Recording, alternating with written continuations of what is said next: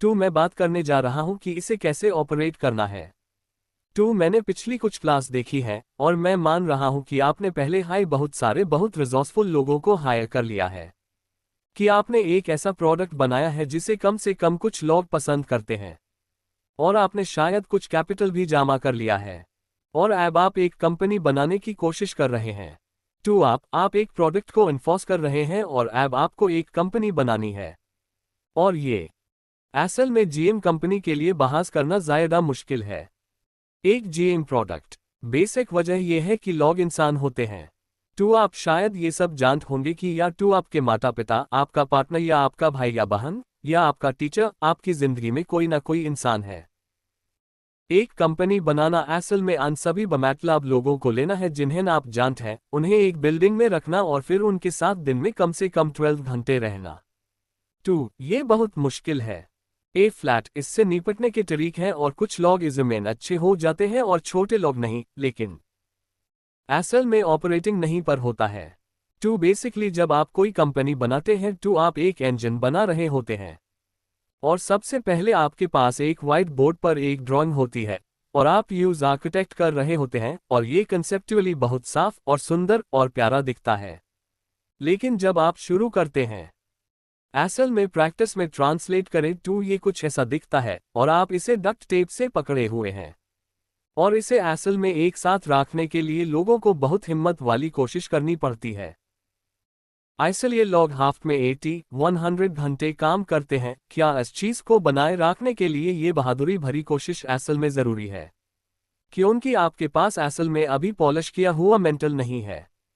आखिरकार आप एक हाई परफॉर्मेंस मशीन बनाना चाहते हैं, एक ऐसी मशीन जिसके बारे में असल में लगभग किसी को हर घंटे चिंता न करनी पड़े, हर मिनट। और आप जानते हैं, जैसे कि हम ईबे के बारे में मजाक करते थे कि अगर मार्शियंस ने ईबे पर कब्जा कर लिया तो दुनिया को इस पर ध्यान देने में 6 महीने लग जाएंगे। आखिरकार आप यही चाहते हैं, या जैसे कि वॉरेन बफेट कहते हैं, आप जानते हैं, एक ऐसी कंपनी बनिए जिसे बेवकूफ भी चला सकें, क्योंकि आखिरकार वे चलाएंगे। आप असल में एक परफॉर्मेंस मशीन चाहते हैं जिसे बेवकूफ भी चला सकें। फ्लैट एक लीडर के तौर पर क्या है? आपका असली काम क्या है? आपका रोल क्या है? सच कहूं तो सिर्फ एक हाई किताब लिखी गई है जो असल में बताती है कि ये कैसे करना है। ये थोड़ी पुरानी है, इसे 1992 में एंडी ग्रोव ने लिखा था, जो काफी मशहूर, काफी सफल हैं। और उनके हिसाब से आपका काम क्या है? किसी ऑर्गेनाइजेशन के आउटपुट को ज्यादा से ज्यादा करना है। आपका ऑर्गेनाइजेशन जिसके लिए आप जिम्मेदार हैं, सब कुछ, और एक वीपी ऑर्गेनाइजेशन का हिस्सा होगा। और आपके आसपास के ऑर्गेनाइजेशन अगर आप वीपीए हैं आप असल में प्रोडक्ट टीम या मार्केटिंग टीम की परफॉर्मेंस के लिए भी जिम्मेदार हैं, क्योंकि वहां आपका असर होता है।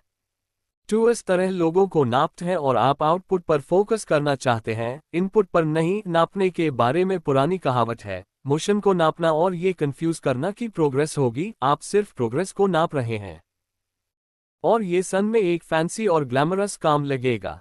हो सकता है कि लोग एक पूरे बड़े ऑर्गेनाइजेशन को मैनेज करने और आउटपुट के लिए जिम्मेदार होने को लेकर उत्साहित हों, लेकिन असल में आज आप जो सीखने वाले हैं, उम्मीद है कि वो ये है कि ये सूटी ऑर्डर करने, अपने रिसेप्शनिस्ट को फोन का ठीक से जवाब देना सिखाने, और आपके लिए $10 प्रति घंटे का काम करने वाले खरगोश के तौर पर काम करने जैसी चीज़ों के बारे में ज्यादा है। एम्प्लॉय चलिए इस बारे में बात करते हैं।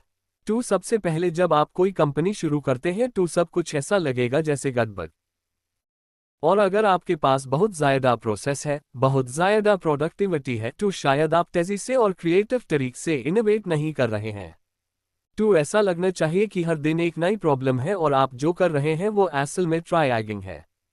कुछ चीज़ें प्रॉब्लम जैसी लजंज और वे असल में सर्दी जुकाम, वे बस चले जाते हैं।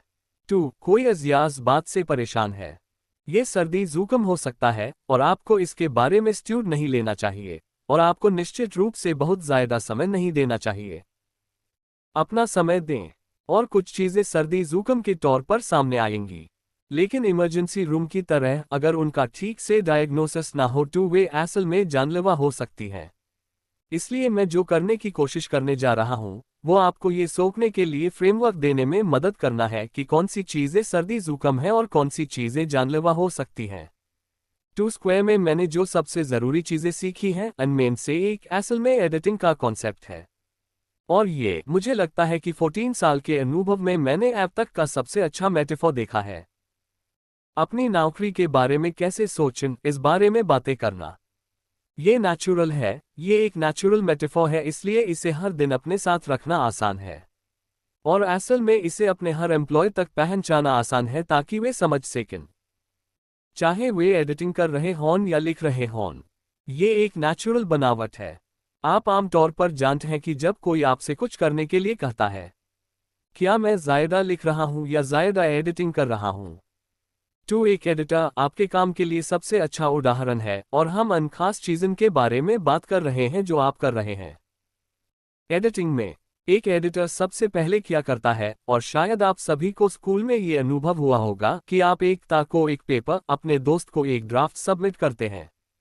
और एक एडिटर सबसे पहले क्या करता है वो है एक लाल पेन निकालना, या आजकल आप जानते हैं ऑनलाइन, और वे चीज़ों को हटाना शुरू कर देते हैं। असल में चीज़ों को हटाना एक एडिटर के तौर पर सबसे ज़रूरी काम है, आसान बनाना, और इसका मतलब आमतौर पर चीज़ों को हटाना होता है। तो ये है, आपका काम भी अपनी टीम में सबके लिए साफ करना और आसान बनाना है। आप जितना आसान करेंगे, लोग उतना अच्छा परफॉर्म करेंगे। लोग मुश्किल कामन को समझ नहीं पाते और अन पर नजर नहीं रख पाते, इसलिए आपको इसे 1, 2 या 3 चीज़ों तक सीमित करना होगा। और एक ऐसा फ्रेमवर्क इस्तेमाल करें जिसे वे दोहरा सकें, बिना सोचे समझे दोहरा सकें, अपने दोस्तों को बता सकें, रात में दोहरा सकें। मुश्किल का बहाना ना मानें। बहुत से लोग आपसे कहेंगे कि ये बहुत मुश्किल है, ये बहुत मुश्किल है। हाँ, मुझे पता है कि दूसरे लोग आसान बनाते हैं, लेकिन ये मेरे लिए नहीं है। ये एक मुश्किल काम है। वे गलत हैं।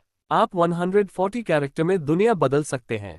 आप इक्वस की सबसे ज़रूरी कंपनीज बहुत आसान कॉन्सेप्ट में बना सकते हैं। आप लगभग 50 कैरेक्टर से भी कम में प्रोडक्ट की मार्केटिंग कर सकते हैं। ऐसा कोई कारण नहीं है कि आप अपनी कंपनी को उसी तरह ना बना सकें। इसलिए खुद को हर इनिशिएटिव, हर प्रोडक्ट, हर मार्केटिंग, हर चीज़ को आसान बनाने के लिए मजबूर करें जो आप करते हैं। और बेसिकली असलाल निशान को हटा दें और चीज़ों को हटाना शुरू करें। दूसरी बात यह है कि एडिटर क्या करते हैं, वे आपसे क्लैरिफिकेशन वाले सवाल पूछते हैं। तो जब आप किसी को कोई पेपर दिखाते हैं तो वे आमतौर पर क्या करते हैं? क्या उन्हें कहीं कोई कंफ्यूजन होता है और वे कहते हैं, क्या आपका मतलब सच में ये था? क्या आपका मतलब वो था? क्या आपके पास इसका कोई एग्जाम्पल है? महीना आपका काम है, तो आप एक मीटिंग में हैं और लोग आपकी तरफ देखेंगे, और असल में आप जो करते हैं वो ये है कि आप असल में बहुत सारे सवाल पूछते हैं। और वे आसान, बेसिक सवाल हो सकते हैं जैसे क्या? हम इसे हाफ में 7 दिन या 6 दिन आजमाते हैं। ये बुनियादी सवाल हो सकते हैं जैसे, हमारा काम कहाँ है? यहाँ कंपेटिटिव फेडा। असल में हम इन्वेस्टर के तौर पर भी ऐसा करने की कोशिश करते हैं। कुछ इन्वेस्टर आपसे अरबों चीज़ों के बारे में अरबों सवाल पूछेंगे और वे आपसे हमेशा डिलिजेंस करवाएंगे। हम कोशिश करते हैं कि इस कंपनी के लिए असल में कौन सी 1, 2 या 3-4 चीज़ें मायने रखती हैं और सिर्फ इन्हीं चीज़ों पर फोकस करें। तो इससे हम ज़्यादा डिसीजनल हो पाते हैं और हम तेज़ी से फाइल लड़ पाते हैं। इससे हम आपको आपके रोज़ के काम से भटकाते नहीं हैं, जो असल में एक कंपनी बनाना है। और फिर भी मुझे लगता है कि हम अभी भी हायर फिडेलिटी तक पहुंचे हैं। सबसे ज़्यादा भरोसेमंद जवाब, हमारे पास ये सब एक्स्ट्रा फॉल्टू डिटेल्स डेटा के टुकड़े नहीं हैं। ए फ्लैट ये मुश्किल है, ये कुछ ऐसा है जिसकी आपको प्रैक्टिस करनी होगी, लेकिन जब आप ज़मीन अच्छे हो जाते हैं तो हर स्टेप जिसे आप हटाते हैं, एंडी ग्रोव ने अंदाज़ा लगाया कि आप परफॉर्मेंस को 30-50% तक बेहतर कर सकते हैं।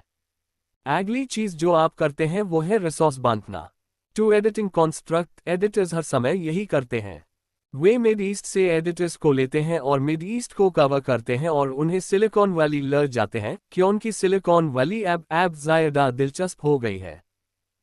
या वे उन्हें स्पोर्ट्स सेक्शन में ले जाते हैं क्योंकि वे दूसरे जर्नल्स और दूसरे पब्लिकेशंस के साथ स्पोर्ट्स के आधार पर मुकाबला करना चाहते हैं।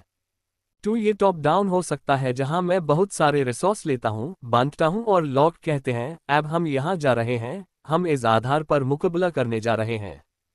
और फिर अगला महीना अगली तिमाही अगले साल। मुझे लगता है कि मिडिल ईस्ट कवरेज बोरिंग और फीका होता जा रहा है। हम अब ऐसा नहीं करना चाहते। चलो किसी और चीज के पीछे भागते हैं, या ये नीचे से ऊपर की ओर हो सकता है। जैसे जर्नलिस्ट ज़ायादा अपनी कहानियां खुद लिखते हैं, वेज हाय आपके साथ काम करने वाले लोगों को भी अपनी कहानियां खुद लिखनी चाहिए। 2. एक रिपोर्टर जो गूगल को कवर करता है, वो आमतौर पर अनदिलचस्प कहानियन के साथ आता है जो वो ईश्वर में सन रहा होता है, और एक या दो कहानियन को अपने एडिटर को अप्रूवल के लिए प्रपोज करता है। लेकिन ऐसा नहीं है कि एडिटर कह रहा है, जाओ गूगल को कवर करो और मुझे यही एंगल चाहिए। कभी कभी वे ऐसा करते हैं, लेकिन वो तारीख, दिन, जर्नलिस्ट जो करते हैं उसका मैं और पटेटो नहीं होता। रोज रोज समय के साथ आपका लक्ष्य असल में हर दिन कम लाल स्याही का इस्तेमाल करना है। तो ये मायन का एक तरीका है कि आप कितने अच्छे हैं अपने कलीग्स को ये बताने में कि क्या जरूरी है और क्या नहीं। कुछ चीजें जरूरी क्यों हैं, कुछ चीजें नहीं। इसका कारण ये है कि आप हर दिन कितनी लाल स्याही निकाल रहे हैं। अगर आपका दिन खराब हो और हर जगह रेड इंक फेली हो तो ये ठीक है, लेकिन ये ठीक नहीं है अगर अगले महीने रेड इंक पिछले महीने से ज्यादा हो, अगर अगली तिमाही इससे ज्यादा हो। तो खुद को नापें कि आप कितनी लाल स्याही बना रहे हैं। दूसरी बात जो बहुत जरूरी है वो ये है कि असल में ये बात बहुत से लोगों को उतनी आसान नहीं लगती। एक एडिटर का काम ये पक्का करना है कि आवाज एक जैसी रहे। इसलिए अगर आप में से कोई द इकोनॉमिस्ट पढ़ता है तो आप बता सकते हैं कि एक हाई आवाज एक जैसी है। आप द इकोनॉमिस्ट का कोई भी आर्टिकल, कोई भी पोस्ट उठा सकते हैं और आपको ऐसा लगेगा कि ये उसी व्यक्ति ने लिखा है। बेहतर होगा कि आपकी कंपनी ऐसा महसूस करे, आपकी वेबसाइट और आपकी पीआर रिलीज पर, आपकी पैकेजिंग पर, अगर ये एक फिजिकल प्रोडक्ट है। आपके रिक्रूटिंग पेज पर कहीं भी ऐसा ना लगे कि ये किसी एक व्यक्ति ने लिखा है। ये बहुत मुश्किल है। करें, और सबसे पहले आप खुद ऐसा करने के लिए लालचाएंगे जो एक फाउंडर के लिए ठीक है। शुरू में खुद, समय के साथ आप खुद से सारी लगातार वॉइस एडिटिंग नहीं करना चाहेंगे। आप ग्रेट लॉग हैं इसलिए वे आवाज में अंतर पहचान सकते हैं। इसलिए अगर आप ये वेबसाइट पेज देखते हैं तो ये रिक्रूटिंग पेज से बहुत अलग दिखता है। आप सवाल पूछकर शुरू करते हैं कि ऐसा क्यों है?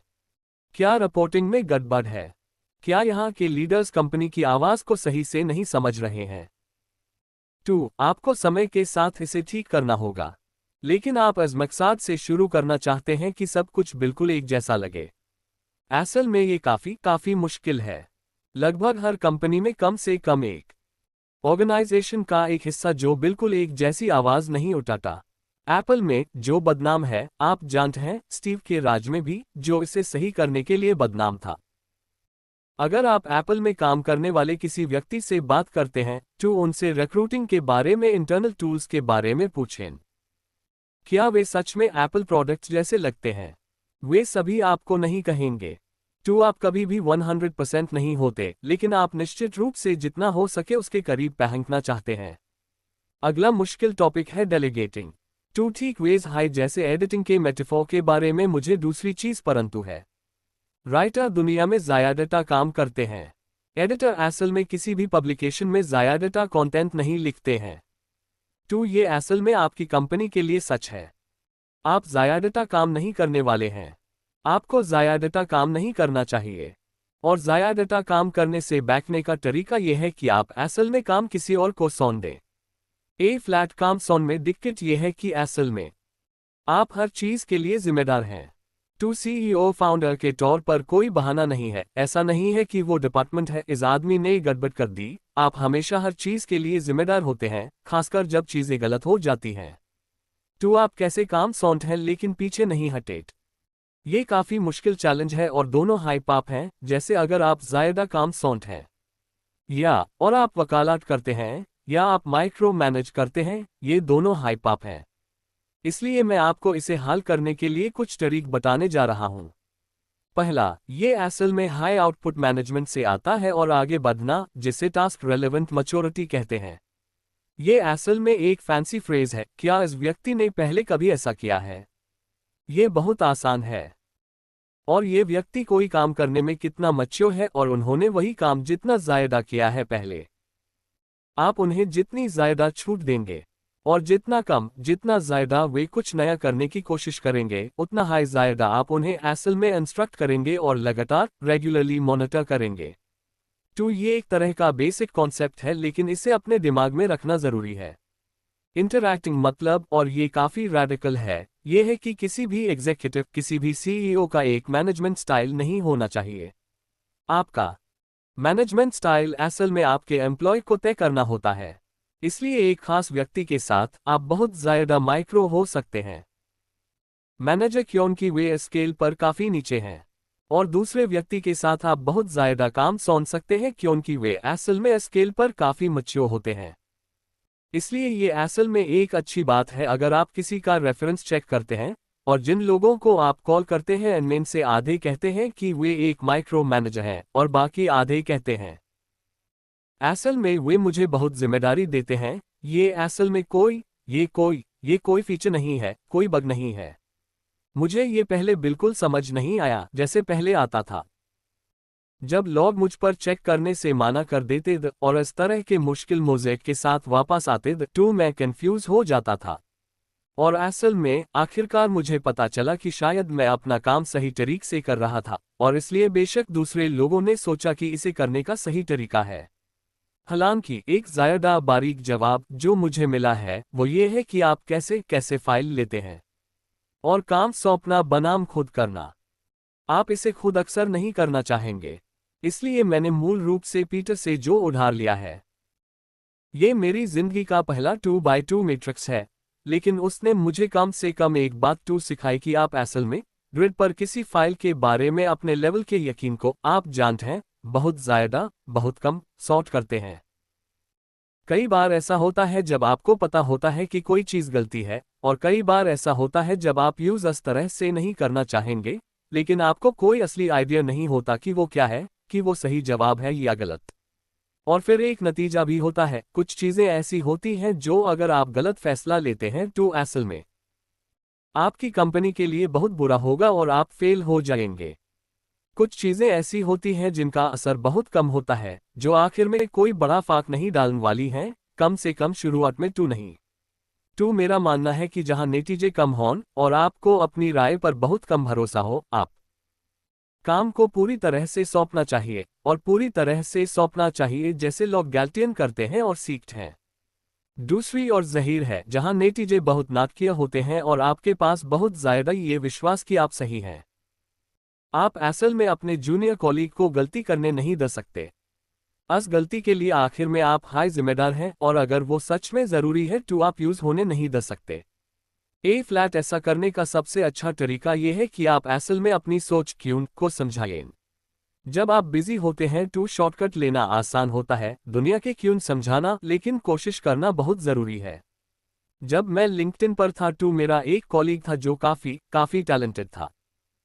दोनों बार हम नाराज़ हो जाते हैं अगर मैं पूरी तरह सहमत नहीं होता किसी चीज़ पर उसकी राय के साथ, और इसलिए मैंने ये समझाने में बहुत समय बिताया कि मैं एक खास तरीके से फैसला क्यों ले रहा हूँ, और उसका वाइल्ड कार्ड, वो कार्ड जो वो आखिर में बताता अगर मैं पूरी तरह से माना नहीं पा तो वो कहता ठीक है तुम बॉस हो, और इसका मतलब मेरे लिए ये था कि मैं बहुत सारा सोशल कैपिटल बर्बाद कर रहा था। हर बार जब वो ऐसा कहता तो मुझे पता होता कि मैं सच में एक पतली लाइन बना रहा हूँ, और आखिर में अगर मैंने ऐसा बहुत बार किया तो इसका उल्टा असर होगा। इसलिए आपको ये ट्रैक करना चाहिए कि आप कितनी बार ऐसा कर रहे हैं।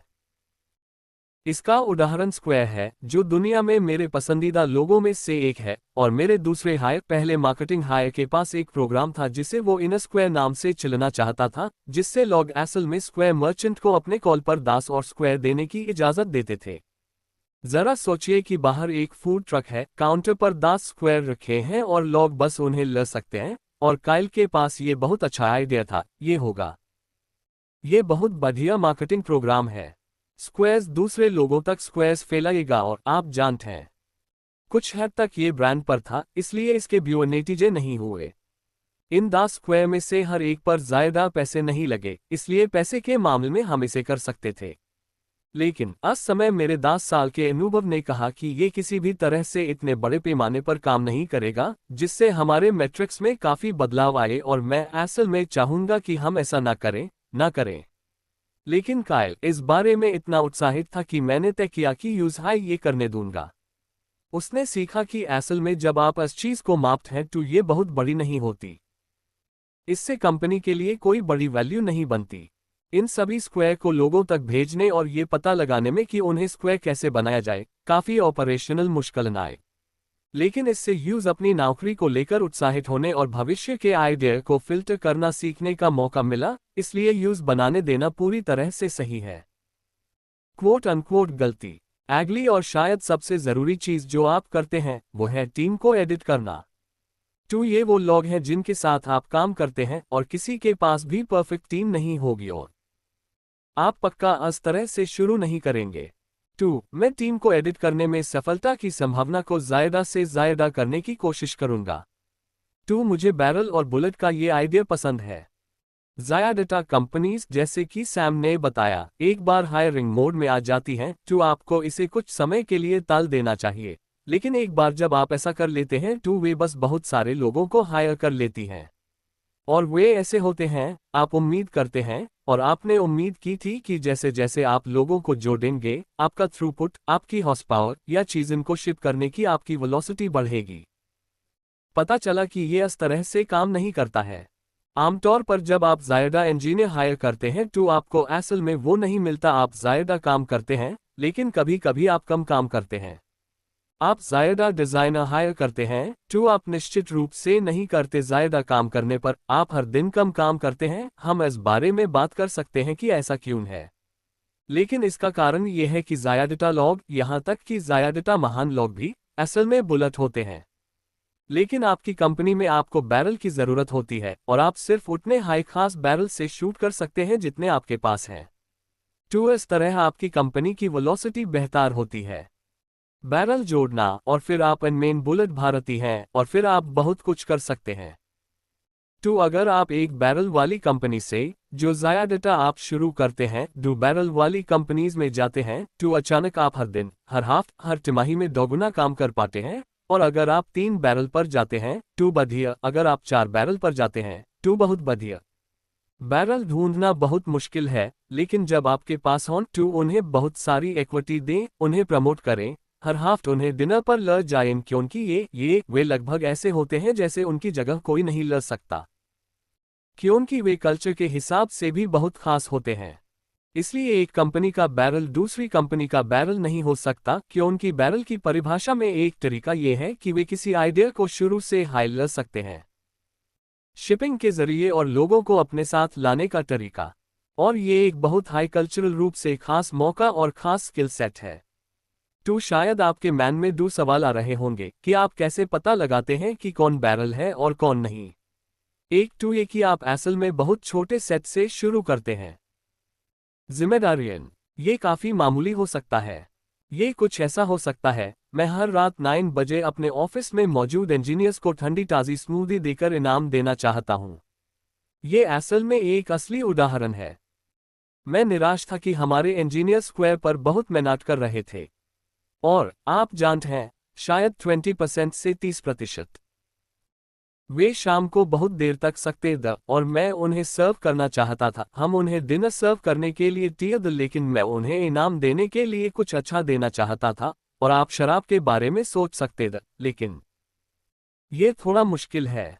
स्मूदी शायद पिज्जा से थोड़ी बेहतर थी, जो आपकी एनर्जी खत्म कर देता है।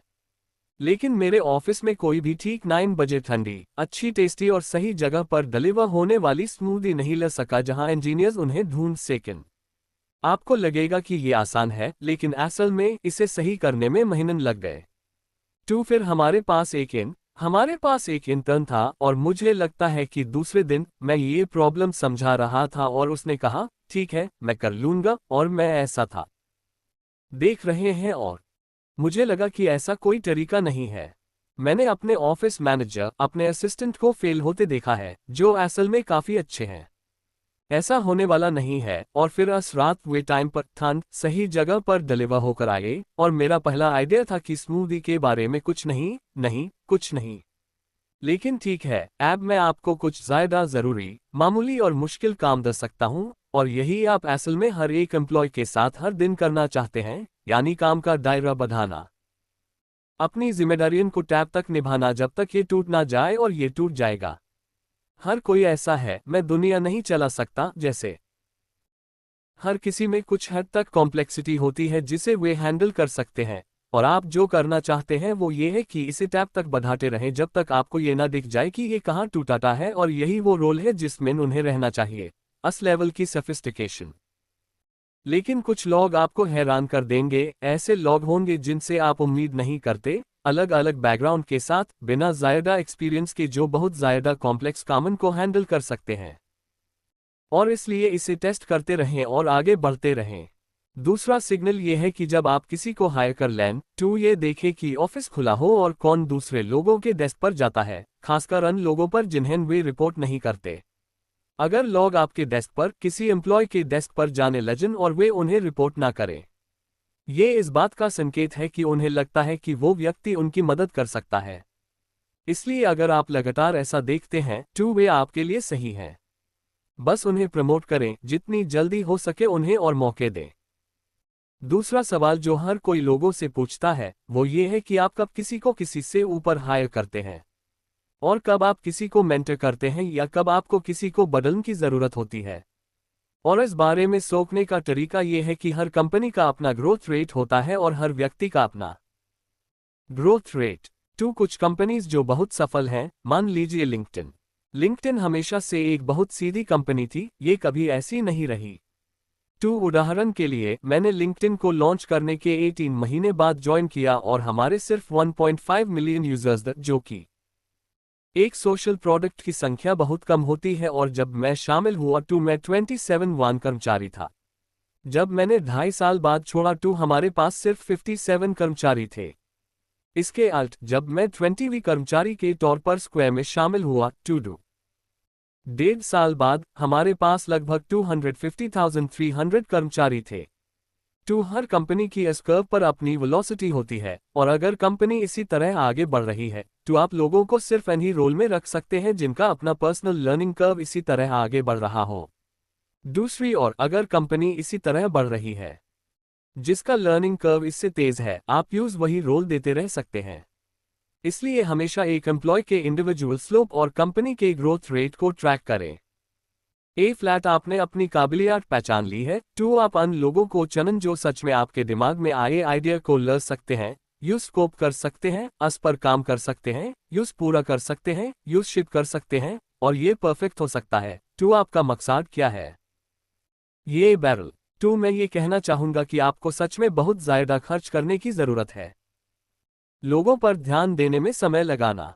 असल में ये कुछ ऐसा है जो मैंने पीटर थियल से सीखा है। वो इस बात पर जोर देते थे कि पेपैल कि हर एक इंसान सिर्फ एक हाई काम कर सकता है, और हम सब ने इसका विरोध किया। कंपनी के हर एक इंसान ने इस आइडिया का विरोध किया, क्योंकि ये बहुत अजीब है। ये हर दूसरी कंपनी से बहुत अलग है जहां लोग कई काम करना चाहते हैं, और खासकर जब आप सीनियर हो जाते हैं तो आप पक्का कई काम करना चाहते हैं, और आपको ऐसा लगता है कि सिर्फ एक काम करने के लिए कहा जाना बिजटी जैसा है। और पीटर इसे बहुत सख्ती से लागू करते थे। वो असल में कहते थे कि मैं तुमसे इस एक चीज के अलावा किसी और चीज के बारे में बात नहीं करूंगा जो मैंने तुम्हें सौंपी है। मैं ये नहीं सुनना चाहता कि तुम यहाँ कितना अच्छा काम कर रहे हो। जैसे कि बस चुप रहो, और साथ ही भाग जाएगा, और फिर टैब तक ध्यान लगाओ जब तक तुम इस एक समस्या को जीत नहीं लेते। और इसके पीछे की समझ ये है कि ज्यादातर लोग वही प्रॉब्लम सॉल्व करेंगे जिन्हें वे सॉल्व करना समझते हैं। मोटे तौर पर कहें तो वे ए प्लस प्रॉब्लम के बजाय बी प्लस प्रॉब्लम सॉल्व करेंगे। अ प्लस प्रॉब्लम आपकी कंपनी के लिए बहुत असरदार होती है, लेकिन वे मुश्किल होती हैं। आप सुबह उठकर किसी सॉल्यूशन के साथ नहीं आते, इसलिए आप उन्हें टॉल्ट रहते हैं। तो सोचिए कि आप सुबह उठते हैं, आप आज करने वाले कामों की एक लिस्ट बनाते हैं। आमतौर पर लिस्ट में सबसे ऊपर A+1 होता है, लेकिन आप कभी यूज कर नहीं पाते, और इसलिए आप दूसरे और तीसरे को और सैकड़ों लोगों की पूरी कंपनी को सॉल्व कर देते हैं। ये बस बढ़ता हाई जाता है। तो आपके पास एक ऐसी कंपनी है जो हमेशा B+ चीजें सॉल्व करती है। इसका मतलब है कि आप आगे बढ़ते हैं और आप वैल्यू जोड़ते हैं, लेकिन आप कभी भी वो ब्रेक थ्रू आइडिया नहीं बना पाते, क्योंकि कोई भी अपना 100% समय हर दिन दीवार से सर टकरान में टैब तक नहीं लगाता जब तक वो यूज सॉल्व ना कर ले। इसलिए मैं इसका कुछ वर्जन जरूर रेकमेंड करता हूं। आप कम सैक्ट हो सकते हैं, आप जैसे हो सकते हैं वेज हो सकते हैं। 3 चीज़ पर काम करना है, लेकिन वहां मैं कम से कम इस कॉन्सेप्ट को ट्रैक करूंगा कि अगर आप सभी को सिर्फ एक चीज प्रायोरिटी देने को देंगे तो क्या होगा। ए फ्लैट, क्योंकि आप कुछ नहीं कर सकते। निर्णय, आप नहीं चाहते। ये सारे फाइल खुद करते हुए आपको ऐसे टूल्स बनाने होंगे जिनसे लॉग फाइल ल सेकेंड, आइडियली उसी लेवल पर जिस पर आप खुद फाइल लेंगे। टू आप स्केल और लीवरेज कैसे बनाते हैं? सबसे पहले मैं एक डैशबोर्ड बनाने की सलाह दूंगा। ये एक पुराना चौकोर डैशबोर्ड है। ये आज भी काफी अच्छा दिखता है। सबसे पहले एक डैशबोर्ड की बनावट ऐसी होनी चाहिए। एक फाउंडर द्वारा तय किया गया। आपको कंपनी के मैट्रिक्स में वैल्यू प्रोपोजिशन को आसान बनाना होगा। व्हाइट बोर्ड पर सफलता। आप दूसरे लोगों से डैशबोर्ड बनवा सकते हैं, मुझे असल में इसकी कोई परवाह नहीं है, लेकिन आपको इसे बनाना होगा। जैसे बिजनेस की सफलता कैसी दिखती है, हमें देखें और अनमेन मुख्य इनपुट क्या है, और फिर किसी से कुछ ऐसा बनवाएं जो कंपनी में हर एक व्यक्ति, जिसमें कस्टमर सपोर्ट भी शामिल है, के लिए इस्तेमाल करने में बहुत आसान हो। और फिर आप सफल हुए हैं या नहीं, इसका मुख्य मेट्रिक यह है कि आपके कितने कर्मचारी हर दिन इस डैशबोर्ड का इस्तेमाल करते हैं। अगर ये सच में काम का है तो ये लगभग 100% होना चाहिए। ये शायद 100% नहीं होगा, लेकिन आप इसे मापना चाहते हैं। जैसे आपके पास यूजर्स के साथ आपके सभी दूसरे KPIs के लिए क्वालिटी स्कोर होते हैं, वेज हाई डैशबोर्ड भी उतना हाई आसान होना चाहिए जितना कि आपका प्रोडक्ट यूजर्स के लिए है। दूसरी बातें, रुको। हाँ, चलो एक सेकंड पीछे चलते हैं। एक और कॉन्सेप्ट है ट्रांसपेरेंसी और लॉग। अक्सर ये अजीब है। ठीक है, ट्रांसपेरेंसी, लॉग इसके बारे में बहुत बात करते हैं। ये एक तरह का गोल है जिसे हर कोई मानता है, लेकिन जब बात आती है तो बहुत कम लोग असल में इसे फॉलो करते हैं। तो चलिए मैं आपको थोड़ी ट्रांसपेरेंसी और ट्रांसपेरेंसी के अलग अलग स्टेज के बारे में बताता हूं। मैट्रिक्स पहला स्टेप है। टू आपकी कंपनी में हर किसी को हर एक चीज का एक्सेस होना चाहिए जो चल रही है। दूसरी चीजें जो मुझे करना पसंद है वे हैं आपके बोर्ड डेक लेना, और जैसे जैसे आप ज्यादा फॉर्मल होते जाएंगे, बोर्ड डेक और मुश्किल होते जाएंगे, और असल में हर एक कर्मचारी के साथ हर एक स्लाइड को रिव्यू करना। बोर्ड मीटिंग में अगर आप सच में चाहें तो कॉम्पेंसेशन की जानकारी हटा सकते हैं, लेकिन हर दूसरी स्लाइड में आपको पूरे एम्प्लॉय बेस को देखना चाहिए और यूज समझाना चाहिए। और अगर आपको अपने बोर्ड से मिला कुछ फीडबैक याद है तो यूज आगे बढ़ाना वाकई बहुत अच्छा होगा। एक और चीज जो हमने स्क्वायर में की, आपकी कंपनी स्किल्स के तौर पर हर किसी को हर मीटिंग में इनवाइट नहीं किया जाएगा, लेकिन वे हर मीटिंग में जाना चाहते हैं। आप इसे इस तरह से स्केल करते हैं कि आप हर मीटिंग के लिए नोट्स बनाते हैं और आप इसे पूरी कंपनी को भेजते हैं। इसलिए हमने हर एक मीटिंग के लिए एक नोट्स बनाया जिसमें ल से ज्यादा लोग शामिल थे। कोई व्यक्ति नोट्स लिखकर पूरी कंपनी को भेजे देता था, इसलिए लोगों को ऐसा लगता था कि जैसे कंपनी ने एम्प्लॉय, वे मॉनिटर और ट्रैक कर सकते थे कि क्या इंटरेस्टिंग था, क्या हो रहा था, और उम्मीद है कि उन्हें कभी अलग अलग महसूस नहीं हुआ। दूसरी बात यह है कि कॉन्फ्रेंस रूम के आसपास की डिटेल्स भी। स्क्वायर के हर कॉन्फ्रेंस रूम में ग्लास की डिवेरियन है, क्योंकि जैसे हाई आपके पास रेगुलर डिवेरियन होती है, लोग सोचते हैं कि क्या हो रहा है। ये कमाल की बात है, जैसे अगर वे देख सकें कि असल में मीटिंग में कौन है और किसके साथ मीटिंग कर रहा है, कौन और कब। वे उतनी चिंता नहीं करते जितनी अनबैन दरवाजन के पीछे क्या हो रहा है इसकी करते हैं। स्ट्राइप, आपने शायद एक ब्लॉग पोस्ट देखा होगा, लेकिन मुझे लगता है कि पैट्रिक ने इसे लिखा था ईमेल ट्रांसपेरेंसी के बारे में, असल में सभी को ईमेल का एक्सेस देने के बारे में। ये बहुत दूर की बात है, लेकिन ये असल में दिलचस्प है। आप जानते हैं, इसके कुछ फायदे हैं। मैं उन सभी टैक्टिक्स को जिनके बारे में आपने यहां पढ़ा है, कम से कम काम करने लायक कहूंगा। ट्रांसपेरेंसी, मुझे सच में लगता है कि आप लाइफ को और भी आगे बढ़ा सकते हैं। स्टीव जॉब्स ने नेक्स्ट में ये ट्राई किया था। उन्होंने असल में ट्रांसपेरेंट कॉम्पेंसेशन ट्राई किया था। मुझे असल में लगता है, हालांकि नेक्स्ट ने बहुत अच्छा नहीं किया, असली वजह कॉम्पेंसेशन ट्रांसपेरेंसी के एक्सपेरिमेंट की वजह से नहीं थी, और फिर उसमें बहुत सारी गलतियां हैं। कॉम्पेंसेशन ट्रांसपेरेंसी की आलोचना अक्सर अच्छी होती है। हम चाहते हैं कि लोग टीममेट बनें और साथ मिलकर काम करें और कोलैबोरेट करें। और अगर आप स्पोर्ट्स की दुनिया में देखें, जहां लोग असल में टीममेट होते हैं और उन्हें कोलैबोरेट करना पड़ता है, उनका सारा कॉम्पेंसेशन पूरी तरह से पब्लिक है। असल में हम में से हर कोई स्पोर्ट्स की दुनिया में किसी का भी कॉम्पेंसेशन देख सकता है और यूज एकदम सही पा सकता है, और किसी तरह ये काम करता हुआ लगता है। इसलिए मैं इस बात से पूरी तरह सहमत नहीं हूं कि आपको कॉम्पेंसेशन को ट्रांसपेरेंट रखने की जरूरत है। फिर आखिर में मैट्रिक्स 2। आप चीज़ों को मापना चाहते हैं। आप आउटपुट को मापना चाहते हैं, इनपुट को नहीं। और फिर आपको ये खुद तय करना चाहिए। आपको इन सबको एक साथ जोड़ने के लिए डैशबोर्ड का ड्राफ्ट बनाना चाहिए। एक जरूरी कॉन्सेप्ट यह है कि के रूप में जाने जाते हैं पेयरिंग मैट्रिक्स या पेयरिंग इंडिकेटर्स, यानी अगर आप एक चीज और सिर्फ एक चीज को मापते हैं, कंपनी अक्सर उसी के हिसाब से ऑप्टिमाइज करती है और अक्सर किसी और जरूरी चीज की कीमत पर। पेमेंट्स और फाइनेंशियल सर्विस में एक महंगा उदाहरण रिस्क के आसपास है। रिस्क टीम को एक मकसद देना और कहना कि हम अपना फ्रॉड रेट कम करना चाहते हैं बहुत आसान है। ये बहुत अच्छा लगता है जब तक वे इसमें हर एक यूजर के साथ एक जैसा बर्ताव करना शुरू नहीं कर देते। ऑडियंस को सस्पेक्ट यूजर मानते हैं क्योंकि वे अपना फ्रॉड रेट कम करना चाहते हैं।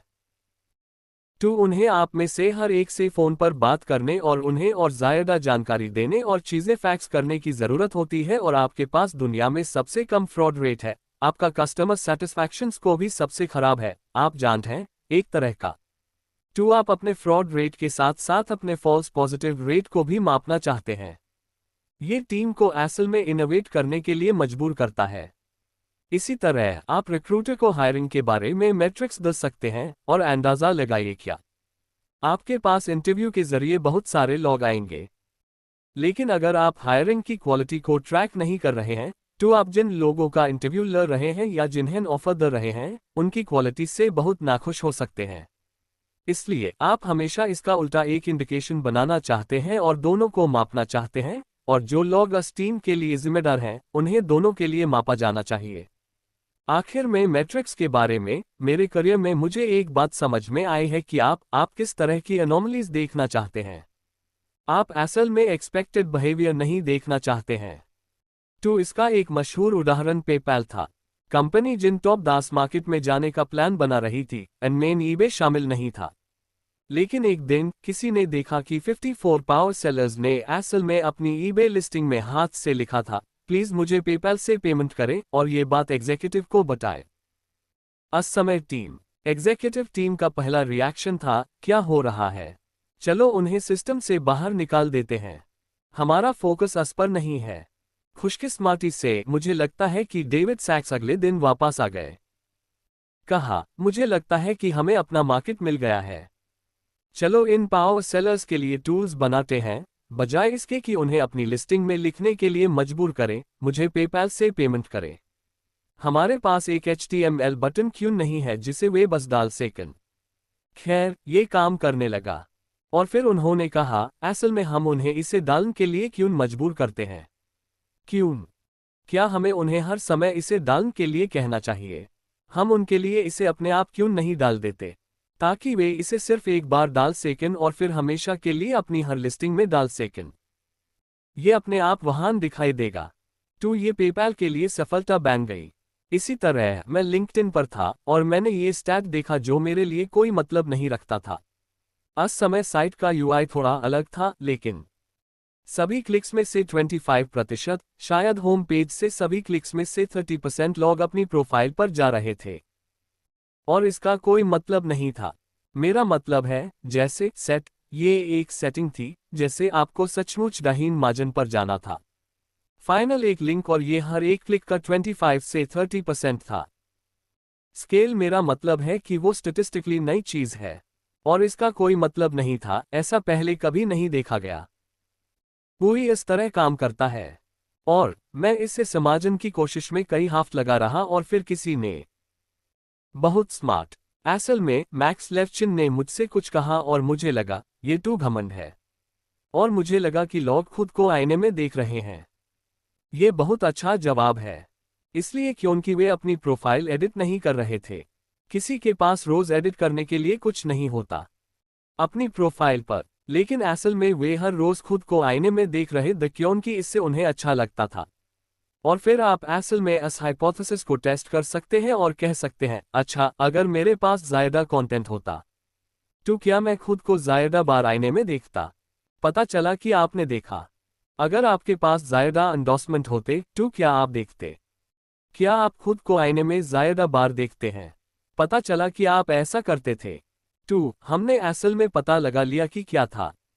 असल में प्रोडक्ट टीम को लगा कि वे जो काम का प्रोडक्ट बना रहे हैं उसके नीचे बहुत ज़्यादा इमोशनल घमंड था।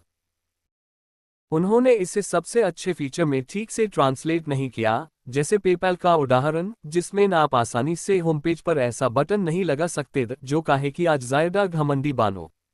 ग्रेटर देन ये शायद पूरी तरह से काम नहीं करेगा, इसलिए ये कभी भी पेपैल के उदाहरण की तरह पॉपुलर नहीं हुआ। लेकिन इसने ये साफ कर दिया कि प्रोडक्ट के यूजर असल में क्या चाहते हैं और हम बिना अजीब डेटा देखे ये नहीं ढूंढ पाते।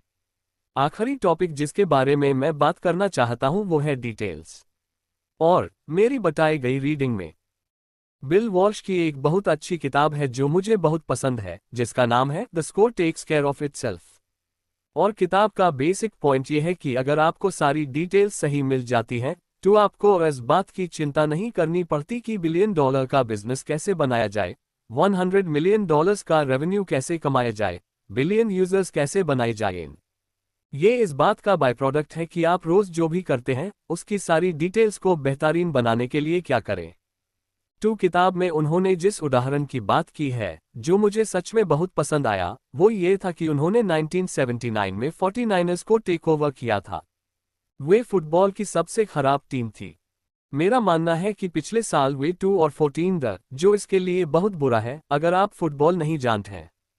अगले 10 सालों में वो टीम को NFL की सबसे अच्छी टीम बनाने में कामयाब रहे, 3 सुपर बोल जीते। और उन्होंने सबसे पहले ऐसा क्या किया जिससे एक खराब टीम कई मायनों में अब तक की सबसे अच्छी टीम बन गई। उन्होंने असल में रिसेप्शनिस्ट को सिखाया कि फ़ोन का ठीक से जवाब कैसे दिया जाए। उन्होंने 3 पेज का एक मेमो लिखा। असल में फ़ोन का जवाब कैसे दें। ए फ्लैट, ये अजीब लग सकता है, लेकिन उनका कहना था अगर ऑर्गेनाइजेशन एक संपूर्ण सब कुछ बिल्कुल सही तरीके से करता है टू रिसीवर, उदाहरण के लिए अपने रूट 7.5 यार्ड पर चलना शुरू कर देंगे, 7 यार्ड पर नहीं, 8 यार्ड पर नहीं। और ये असल में मायने रखेगा। और फिर टीम में हर कोई ठीक उसी स्टैंडर्ड के परफॉर्मेंस को पूरा करता है। आपके पास एक ऐसा ऑर्गेनाइजेशन होगा जो सबसे ऊंचे लेवल पर परफॉर्म कर रहा है, और फिर काफी रैंडम वेरिएशन के साथ सबसे ऊंचे लेवल पर परफॉर्म करने वाली टीम सबसे अच्छा करेगी। तो आप इसे एक कंपनी में इस तरह ट्रांसलेट करते हैं को बहुत सारी डिटेल्स जो शायद मायन नहीं रखती, ऊपर से देखने पर शायद वे मायन ना रखें। ज़्यादातर लोग इस बात से सहमत होंगे कि डिटेल्स टैब मायन रखती हैं जब वे यूजर के सामने हों, लेकिन असली बहाज उन चीज़ों पर होती है जो यूजर के सामने नहीं होती। इसलिए स्टीव जॉब्स ने मैक में एक शानदार सर्किट डिजाइन बोर्ड पर जोर दिया। आप इसके बारे में कई किताबों में पढ़ सकते हैं। मैक, आप में से जिन्हें मैक याद नहीं है शायद यहाँ दर कोई, लेकिन आप में से कुछ ने इसे देखा होगा, असल में खोला नहीं जा सकता था। इसलिए सर्किट बोर्ड का डिजाइन दुनिया में कोई भी नहीं देख सकता था। एप्पल में काम करने वाले लोगों के अलावा मैक को खोलने का कोई तरीका नहीं था, और स्टीव ने जोर दिया कि यह बिल्कुल सही हो और सुंदर। यह इस तरह का डिटेल ऑब्सेशन है जो कंपनी बनाने की इस तरह की फिलॉसफी में है। जरूरत है।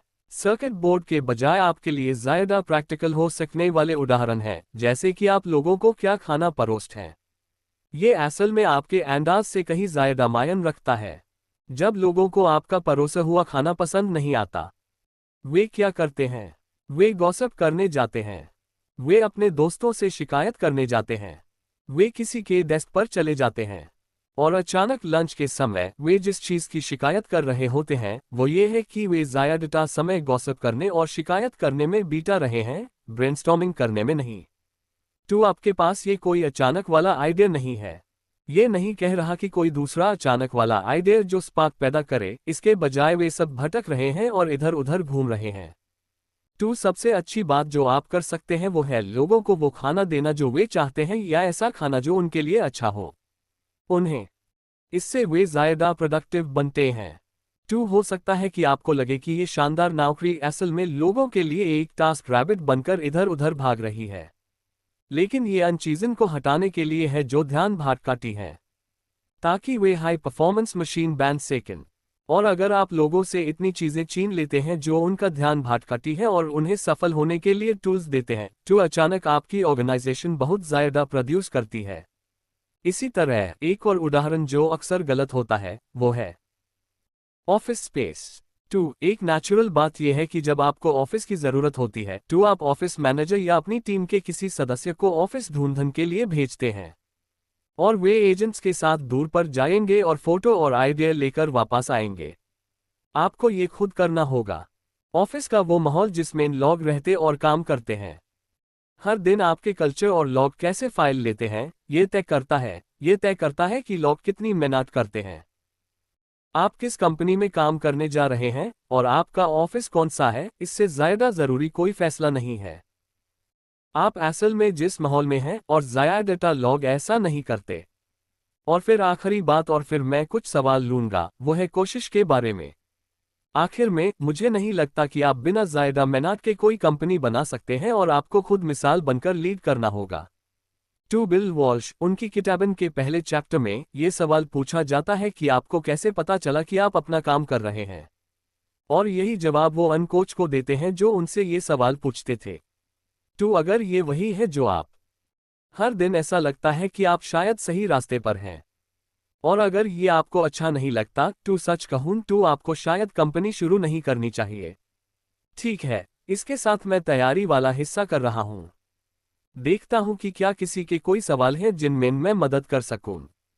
कोई सवाल? हाँ। ग्रेटर देन 2 आपने कॉम्पेंसेशन को ट्रांसपेरेंट बनाने की बात की। आप ये कैसे करेंगे, खासकर जब लोग खुद को वैल्यू से जोड़ते हैं? आप जानते हैं उनकी सैलरी कितनी है। ग्रेटर देन मैं करूंगा, मैं शायद बैंड्स में करूंगा, क्योंकि आप ऐसा कर सकते हैं। या 2 कंपनी में सभी को एक जैसा पेमेंट मिलता है, या आपके पास जैसे सभी डिसिप्लिन सभी इंजीनियर हो सकते हैं, या आप इसे एक्सट्रीम एक्सपीरियंस जैसे एक्सपीरियंस से कर सकते हैं। स्टीव ने असल में नेक्स्ट में जिस तरह से किया था उसमें एक हाई बैंड और एक लो बैंड था, और आपके पास या 2 बहुत ज़्यादा एक्सपीरियंस था या कम एक्सपीरियंस और बस इतना हाई था। 2 अस समय लो बैंड, आप जानते हैं, अब ये शायद $85,000 जैसा होगा। हर किसी को सीधे $85,000 मिलते हैं, और अगर आप सुपर एक्सपीरियंस्ड हैं तो हर किसी को $130,000 मिलते हैं, और बस इतना हाई। जैसे इस तरह का नेक्स्ट का मतलब महंगाई है। ग्रेटर देन इसके बजाय कि कितनी डिटेल्स हैं, ग्रेटर देन आप हैरान रह जाएंगे। ग्रेटर देन खैर हाँ, 2 सवाल ये था कि खाने के अलावा लोग और किस तरह की डिटेल्स की परवाह करते हैं। वे जो लैपटॉप इस्तेमाल करते हैं, मेरा मतलब है ये ऐप डिफ़ॉल्ट है जो हर किसी के पास है। लेकिन 5 साल पहले लोगों को हाई क्वालिटी मशीन्स देना फायदेमंद था, बजाय इसके कि हम अपनी लाट को ऑप्टिमाइज करें और डेल मशीन्स और बदसूरत मॉनिटर रखें। बस एक उदाहरण के तौर पर। तो अगर आप इन सभी लोगों के बारे में सोचें कि आप बहुत ज़्यादा रिसोर्सफुल हैं, बहुत टैलेंटेड हैं, एक बहुत ज़्यादा कंपेटिटिव इकोसिस्टम में टैलेंट के लिए मुकाबला कर रहे हैं, आप लोगों को सबसे अच्छा काम करने के लिए सबसे अच्छे टूल्स देना चाहते हैं, और इसलिए ठीक है, ध्यान से सोचें कि मैं लोगों को और ज़्यादा सफल कैसे बनाऊं। उन्हें किन चीज़ों पर काम करने की ज़रूरत नहीं है जो ध्यान भटकाती है, और मैं उन्हें असल में कौन सी चीज़ें दे सकता हूं जो उन्हें हर दिन ज़्यादा वैल्यूएबल बनाती है, और फिर बस हर दिन यूज स्टूडेंट और अन चीज़ों को खुद सॉल्व करें। ग्रेटर देन 2 जब आप एक स्टार्टअप माहौल में होते हैं, आप अन चीज़ों के लिए ऑप्टिमाइज कैसे करते हैं, क्योंकि आप जानते हैं रिसोर्स कम है। और ग्रेटर देन ये अच्छा है, ये अच्छा सवाल है। मुझे सच में लगता है कि आपको शुरू करना चाहिए। सबसे पहले आपका अपना ऑफिस होना चाहिए। मैं कभी भी शेयर्ड ऑफिस स्पेस में यकीन नहीं करता। पीटर इस बारे में थोड़ी बात करते हैं कि हर अच्छा स्टार्टअप एक कल्ट होता है।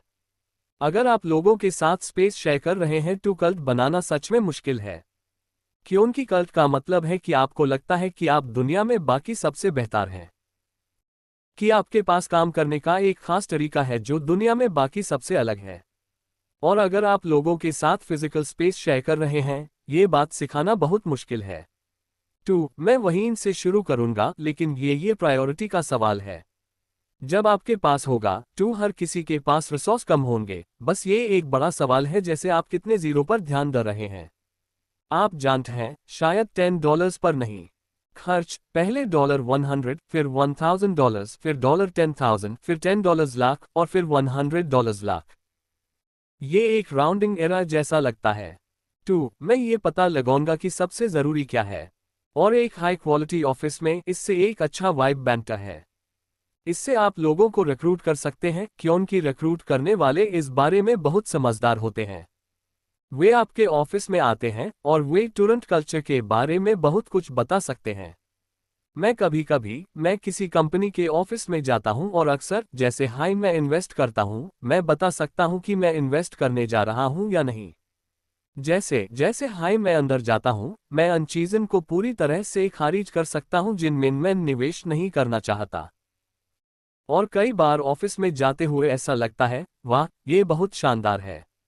आप बता सकते हैं कि लोग एक साथ कैसे काम कर रहे हैं, वे कितनी मेहनत कर रहे हैं, वे कितने डिस्ट्रीब्यूटेड हैं। सेक्वाया में रोल-ऑफ बोटन ने मुझे YouTube के बारे में एक बात बताई। 2 जब मैंने YouTube में इन्वेस्ट किया, 2 बहुत शुरुआत में ये साफ तौर पर सफल नहीं होने वाला था। और फिर रोल-ऑफ ने YouTube में सेक्वाया के लिए इस सीरीज ए इन्वेस्टमेंट को लेड किया। और हम एक साथ बोर्ड मीटिंग में दी और उन्होंने कहा, आप जानते हैं, मुझे लगता है कि YouTube सच में काम करेगा। और मैंने कहा, क्यों? और उन्होंने कहा, जब भी मैं अपनी किसी पोर्टफोलियो कंपनी में जाता हूं, तो लंच के समय आधा ऑफिस YouTube देख रहा होता है। ग्रेटर देन और मुझे लगा, बहुत अच्छा साइन है। 2 जैसे, अगर आप इन छोटी छोटी बातों पर ध्यान दें, ऐसी बहुत सी चीजें हैं जिनका आप अंदाजा लगा सकते हैं। हाँ, ग्रेटर देन आपको क्या लगता है कि नए मैनेजर के लिए स्ट्रीट क्रेड पाने का सबसे अच्छा तरीका क्या है? ग्रेटर देन ओ बानी हाँ 2 सवाल यह है कि नए मैनेजर के लिए स्ट्रीट क्रेड पाने का सबसे अच्छा तरीका क्या है? सिलिकॉन वैली में लगभग सभी अच्छे मैनेजरों को उनके इंडिविजुअल परफॉर्मेंस की वजह से प्रमोट किया जाता है, जो कल्चर में होते हैं। मेरिटोक्रेटिक है, आप जानते हैं, परसेंटेज और भी ज्यादा है। इसलिए हमने पेपैल में सिर्फ उन लोगों को प्रमोट करने की कोशिश की जो असल में अपने डिसिप्लिन में अच्छा नहीं कर रहे थे। इसलिए पीटर को जनरल मैनेजर पर भरोसा नहीं था। असल में मुझे याद है कि पेपैल में अपने पहले हाफ में मैं कैंपस में जॉबिंग के लिए गया था और वो मुझसे पूछ रहा था, आप जानते हैं चीजें कैसी चल रही हैं, सीईओ वाले आम सवाल। और फिर हम इस बात पर बहस करने लगे कि कंपनी को किसी मैनेजर की जरूरत थी। और वो कहता है, नहीं, कोई मैनेजर नहीं, हम सिर्फ लोगों को प्रमोट करेंगे। 2 इंजीनियरिंग का वीपी सबसे अच्छा इंजीनियर होगा। डिजाइन का वीपी सबसे अच्छा डिजाइनर होगा। प्रोडक्ट का वीपी सबसे अच्छा प्रोडक्ट पर्सन होगा और वे बाद में मैनेज करना सीखेंगे। और इसका फायदा यह है कि आप लोगों का हौसला नहीं तोड़ते, क्योंकि हर कोई जानता है कि उनका बॉस असल में उनसे बेहतर काम करता है और वे चीजें सीख सकते हैं। और आप बाद में मैनेजमेंट की थोड़ी बहुत टेक्निक सीख सकते हैं, बजाय उन लोगों को प्रमोट करने के जो वे बस अच्छे पीपल मैनेजर होते हैं जिनमें असल में डिसिप्लिन और स्किल नहीं होती, और इससे लोगों का हौसला टूटता है। इसलिए मुझे लगता है, किसी चीज में बहुत अच्छा होना और फिर बहुत से लोगों से कुछ करवाने में बहुत अच्छा होना अगला काम है। लेकिन आपको बस कुछ चीजें सीखनी होती हैं, कुछ चीजें जो आप करके सीखना पड़ता है। आप किताब पढ़कर गिटार बजाना नहीं सीख सकते। आपको असल में थोड़ा मैनेज करने की कोशिश करनी होगी और आप इसे अच्छे से नहीं कर पाएंगे। मेरे पास एक और तरह की टैक्टिक्स थी, और जब आप एक इंडिविजुअल कंट्रीब्यूटर से मैनेजर बनते हैं तो आप असल में क्या करते हैं, इस पर क्लास। ये मुश्किल है। पहली चीज जो लोग सही नहीं कर पाते, वो है उनका टाइम एलोकेशन। और इसलिए असल में मैं 1 महीने के लिए कैलेंडर ऑडिट करने और ट्रैक करने की सलाह दूंगा कि आप अपना कितना समय मैनेज करने और एडिट करने में लगाते हैं, और कितना लिखने में वगैरह, और फिर समय के साथ इसे ऑप्टिमाइज करें।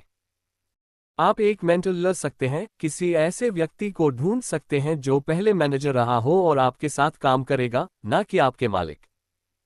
क्योंकि आपके बॉस के पास मुश्किल मकसद होते हैं, जिसमें ये भी शामिल है कि हम कितना शिपिंग कर रहे हैं। एक मेंटर सिर्फ आप पर ध्यान दे सकता है और आपको ज्यादा सफल बना सकता है। ग्रेटर देन क्या आप कुछ और उदाहरण दे सकते हैं जो आप कर सकते हैं जो कंपनी की एक जैसी आवाज दिखाते हैं, खासकर कंपनी के बंधन के साथ? ग्रेटर देन हाँ। 2. मैं हर डिपार्टमेंट में कॉपी के हर हिस्से को देखूंगा। 2. एक और एरिया जो लगभग कभी पूरा नहीं होता। 2. अपनी रिक्रूटिंग वेबसाइट देखें। ये लगभग कभी भी आपके कन्वर्शन जितनी क्वालिटी से नहीं होती। फनल। मैं कस्टमर सपोर्ट को देखता हूं, ये एक और क्लासिक एरिया है जो उतनी क्वालिटी का नहीं है और कस्टमर के साथ अच्छा बर्ताव करता हूं। एक प्रोडक्ट की तरह सपोर्ट करें ताकि समय के साथ आपके पास असल में एक इंजीनियरिंग टीम और एक डिजाइन टीम हो जो असल में इसे वर्ल्ड क्लास बनाने पर फोकस होता है।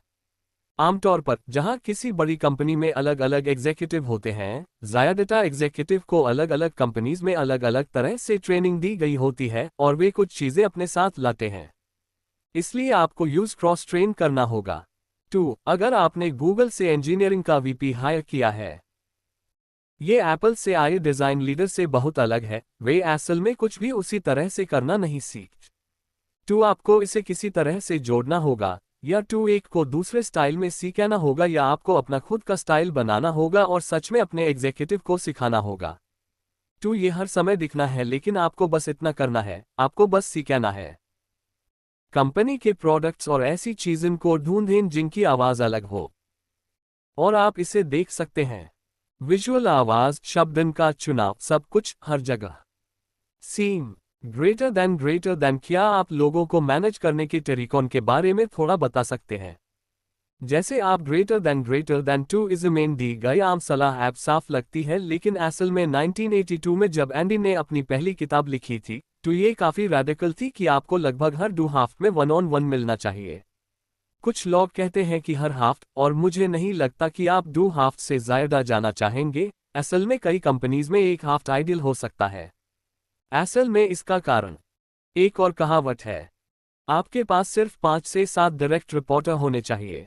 ये असल में हर हफ्ते 1-on-1 के कॉन्सेप्ट से निकला है ताकि डायरेक्ट रिपोर्टर आप अपने कैलेंडर में काफी 1-on-1 फिट कर सकें और फिर भी दूसरे काम पूरे कर सकें। इसलिए मुझे लगता है कि हर हफ्ते 1-on-1 एक अच्छा आइडिया है। एजेंडा उस एम्प्लॉय को बनाना चाहिए जो मैनेजर को रिपोर्ट करता है, मैनेजर को नहीं। 1-on-1 ज्यादा फाइट के लिए होता है। एम्प्लॉय 2 उन्हें ये 3 या 4 बातें बतानी चाहिए जिनके बारे में मैं बात करना चाहता हूं। आइडियली वे इसे सर्कुलेट करते हैं। ये ईमेल से पहले से बुलेट पॉइंट्स भी हो सकता है, लेकिन पहले से आपके पास इस पर सोचने का समय होता है और आप बिना सोचे समझे जवाब नहीं देते। लेकिन शायद यही सबसे अच्छा स्ट्रक्चर है। ए फ्लैट अगर कोई सच में अच्छा और टैलेंटेड है और बहुत लंबे समय से कुछ कर रहा है और उसकी अंदर से बहुत क्रेडिबिलिटी है तो आप हर हफ्ते एक भेज सकते हैं और यूज हर 2 हफ्ते में एक, शायद महीने में एक बार कर सकते हैं। मुझे नहीं पता कि मैं कभी महीने में एक से आगे जा पाऊंगा। ग्रेटर देन कब समझौता करना और ऐसे व्यक्ति को काम पर रखना सही है जो बैरल के बजाय गोला बारूद हो? ग्रेटर देन हाँ। 2 सवाल यह है कि आप कब समझौता करेंगे और बैरल के बजाय ज्यादा गोला बारूद हायर पर लेंगे। सच कहूं 2 परिभाषा के हिसाब से आपको बैरल से ज्यादा एम्यूनिशन हायर करने होंगे। 2 दोनों के बीच एक रेशियो है। सवाल रेशियो का है। 2 किसी पॉइंट पर रेशियो बिगड़ जाएगा। 2 अगर आप कंपनी में अकेले बैरल हैं और आपके पास 50 इंजीनियर्स हैं तो आपके पास सिर्फ 10 हाई क्यों ना हों इंजीनियर्स क्योंकि आप और काम नहीं कर पाएंगे। 2 आप बस रिसोर्स बर्बाद कर रहे हैं। आपके पास फ्रस्ट्रेटेड इंजीनियर्स होंगे क्योंकि हर किसी को आपके अप्रूवल, आपके साइन ऑफ, आपकी एडिटिंग की जरूरत होगी। ये बस लोगों को फ्रस्ट्रेट करेगा। 2 ये सच में अब अलग अलग डिसिप्लिन इंजीनियरिंग है, जैसे मुझे लगता है कि लगभग 1 से 10 से 20 शायद सही रेंज है। जैसे आपको टैब तक और इंजीनियर्स की जरूरत नहीं है जब तक आपके पास और बैरल ना हों। डिजाइनर्स थोड़े अलग हैं, लेकिन हमेशा ज्यादा गोला बारूद हायर करना होगा। और एक अच्छा लीडर, एक अच्छा बैरल एक तरह से इसे महसूस करो। तो इसे ठीक करने का एक तरीका है। नेचुरल टेंडेंसी है कि आप अपनी टीम में हेडकाउंट बढ़ाएं, जैसे एक तरह का एम्पायर बनाने का टेंडेंसी। जैसे O2 मैं 20 लोगों को मैनेज करता हूं और सैम सिर्फ 10 को मैनेज करता है और तुम 3 को मैनेज करते हो। 2 मैं सैम से ज्यादा जरूरी हूं और तुम खुद से ज्यादा जरूरी हो। ऐसा करने का एक तरीका यह है कि तुम यहाँ अन लोगों की संख्या पर एक एक्स लगाओ जो बैटो की कैसे उन्होंने कितनी चीजें सक्सेसफुली की हैं, फिर उन्हें अपनी टीम के लोगों की संख्या से डिवाइड करें और उन्हें बताएं कि ये उनके परफॉर्मेंस रिव्यू में उनका ग्रेड होगा। हैरानी की बात है कि ये वायस टीम में बढ़ना शुरू नहीं होता। ये कमाल की बात है कि ये कैसे काम करता है और इसके बारे में सच में साफ साफ बताएं। ग्रेटर देन वेंचर कैपिटलिस्ट के तौर पर आप कितनी बार इसमें दखल देते हैं और क्या है? ग्रेटर देन टू मैं कितनी बार मिलता हूं? ग्रेटर देन हाँ। आप कैसे? Cross talk. Greater than two सवाल यह है कि एक वेंचर कैपिटलिस्ट के तौर पर मैं अपनी कंपनी से कितनी बार बातचीत करता हूं, उनसे मिलता हूं। आमतौर पर जब हम इन्वेस्ट करते हैं और हम करते हैं कुछ सीड इन्वेस्टमेंट में हम कम पैसे इन्वेस्ट करते हैं, लेकिन जब हम ठीक ठाक पैसे इन्वेस्ट करते हैं और सीरीज ए या सीरीज बी राउंड जैसे राउंड को लीड करते हैं तो हम बोर्ड में शामिल हो जाते हैं और मोटे तौर पर मैं हर 2 हफ्ते में फाउंडर सीईओ से मिलता हूं। ये डिफॉल्ट है। ए फ्लैट ज़हीर है, कुछ बदलाव के पैल आ सकते हैं और चीजें सही या गलत हो सकती हैं और आप जानते हैं ये एड हॉक बेसिस पर होता है। आजकल असल में हैरानी की बात है कि मैं ज़्यादातर टेक्स्ट मैसेज से बात करता हूं। मेरा एक सीईओ भी है जो हर समय मुझे स्नैपचैट करता है। असल में नहीं बल्कि लेकिन ऐसा है। दुनिया बहुत बदल गई है, लेकिन मैं आम सामने मीटिंग करने की कोशिश करता हूं हर 2 हफ्ते में। ग्रेटर देन क्या आप नंबर है? मेरा मतलब है सच में वेंचर कैपिटलिस्ट होना मेरे लिए साइकोलॉजिस्ट होने जैसा है। तो अगर आप मेरे ऑफिस में आते हैं तो आप देखेंगे कि हमारे पास असल में 2 कुर्सियां हैं, एक तरह से सजी हुई हैं। इस तरह बीच में एक छोटी सी टेबल है और हम बैठ जाते हैं और मैं बेसिकली जैसे मुझे अपनी प्रॉब्लम बैठो, तुम्हें पता है, हंसी। फिर ये एक सवाल जैसा है, ये ऐसा है तुमने भी किया है। और फिर मेरा जवाब आमतौर पर होता है, अच्छा क्या तुमने इस बारे में सोचा है? क्या तुमने इस इंसान से बात की है? क्या तुमने ये ट्राई किया है? वगैरह। और ये बस बहुत सारे सवाल पूछना और उसी तरफ वापस जाना है। लेकिन मैं 90% यही करता हूं। मैं देखता हूं जब तुम्हारे पास ये बैरल होते हैं तुम कहते हो आपकी स्टार्ट कंपनी बहुत अच्छा कर रही है और आप इस प्रोजेक्ट पर काम कर रहे हैं। मैंने सुना है कि आपको हमेशा रिक्रूटिंग करते रहना चाहिए। ग्रेटर देन हाँ। ग्रेटर देन आप इसे कैसे बैलेंस करते हैं? खैर ये इस बात पर निर्भर करता है कि आपकी प्रायोरिटीज कहाँ हैं। आप जानते हैं मैक ने अपने लेक्चर में इस बारे में थोड़ी बात की थी, लेकिन हर कंपनी रिक्रूटिंग को आप जानते हैं पहले, दूसरे या तीसरे नंबर पर कहीं ना कहीं इस तरह के स्पेक्ट्रम में रखेगी। अगर ये आपकी नंबर 1 प्रायोरिटी है लगभग 25% शायद काफी अच्छा एलोकेशन है। असल में मुझे सीईओ के लिए कैलेंडर ऑडिट नए मैनेजर्स से भी ज्यादा पसंद है। जब मैं कभी कभी ऐसे सीईओ के साथ काम करता हूं जो नहीं होते, पहली बार इस रोल में कामयाब हो रहा हूं। असल में उन्हें अपना कैलेंडर दिखाने के लिए मजबूर किया और ऐसा करने से पहले और जब मैं ये ट्रिक खराब करने जा रहा हूं क्योंकि अगर मैंने बताया, असल में हमने उनसे अपनी प्रायोरिटीज लिखने को कहा, उन्हें एक कागज पर लिख लिया और आप जानते हैं जो भी वे हैं अन पर चर्चा की। फिर हम उनका कैलेंडर निकालते हैं और देखते हैं कि क्या ये मैच करता है, और ये कभी मैच नहीं करता। वे कभी नहीं। वे रिक्रूटिंग हाई वो चीज है जो सबसे ज्यादा होती है। आप जानते हैं, मान लीजिए कि आप जिन सीईओ से मिलेंगे उनमें से आधे कहेंगे कि रिक्रूटिंग नंबर 1 प्रायोरिटी है। ये लगभग कभी भी किसी के कैलेंडर पर टाइम का सबसे बड़ा ब्लॉक नहीं होता है, और इसलिए आप जो करने की कोशिश कर रहे हैं वो है रिसोर्स और इनपुट को प्रायोरिटी से मैच करना और एक कैलेंडर ऑडिट। बॉक्साइमली से ऐसा कोई सॉफ्टवेयर नहीं है जो ये काम बहुत अच्छे से कर सके। ये बहुत अच्छा होगा जैसे असल में हम सचमुच किसी का गूगल कैलेंडर खोलते हैं और मैन्युअली घंटे जोड़ते हैं, जो कि थोड़ा पागलपन है, लेकिन यही सबसे अच्छा तरीका है। बस आपकी प्रायोरिटी क्या है? अगर आपकी प्रायोरिटी पैसे जमा करना है तो आप अपना 100% समय रिक्रूटिंग के लिए नहीं लगाना चाहेंगे। आप इस समय के लिए पैसे जमा करने के लिए काफी समय लगाना चाहेंगे जब तक आप इसमें सफल ना हो जाएं। ग्रेटर देन एक और सवाल। ग्रेटर देन एक और सवाल कोई भी, ठीक है, एडिश। ग्रेटर देन ऊपर से देखने पर कुछ स्टूडेंट्स की सलाह हल्की लगती है क्योंकि आपने प्लस पास पर फोकस करने पर जोर दिया और कम जरूरी चीजें देना, लेकिन फिर आपने कहा कि अपने रिसेप्शनिस्ट के लिए कुछ पेज की स्क्रिप्ट लिखना अच्छा है। सभी डिटेल्स पर फोकस करें। आप अन्य लक्ष्यों में तालमेल कैसे बिठाते हैं? ग्रेटर देन ये एक अच्छा सवाल है। मुझे लगता है कि तालमेल बिठाने का तरीका। सवाल असल में यह है कि आप चीज़न में तालमेल कैसे बिठाते हैं, जहां डिटेल्स सच में मायने रख सकती हैं लेकिन आपको सिर्फ एक हाई चीज़ मिलती है आप जानते हैं करने के लिए, और आपको सबसे ऊपर एक डू या 3 चीज़ें। आप अनडू चीज़न को एक साथ कैसे जोड़ते हैं? और असल में कुछ टेंशन है, यहां तक कि एक स्वस्थ व्यक्ति में भी। ऑर्गेनाइजेशन में कुछ टेंशन है कि हम असल में स्क्रिप्ट लिखने पर हाई क्यों फोकस कर रहे हैं, इसके बजाय कि कोई यूजर कुछ देखे। मुझे लगता है कि डिटेल्स को सही करने की अंदरूनी सोच को कंपनी की शुरुआत में हाई इंस्टॉल करना बहुत जरूरी है क्योंकि लोग खुद उसी तरह से काम करना और फाइल लेना शुरू कर देंगे। 2. आपको असल में ऐसा करने की जरूरत नहीं होगी, और अगर आपको ऐसा करना पड़ता है तो ये असल में आपको दिखाता है कि नींवी असल में उतनी मजबूत नहीं है।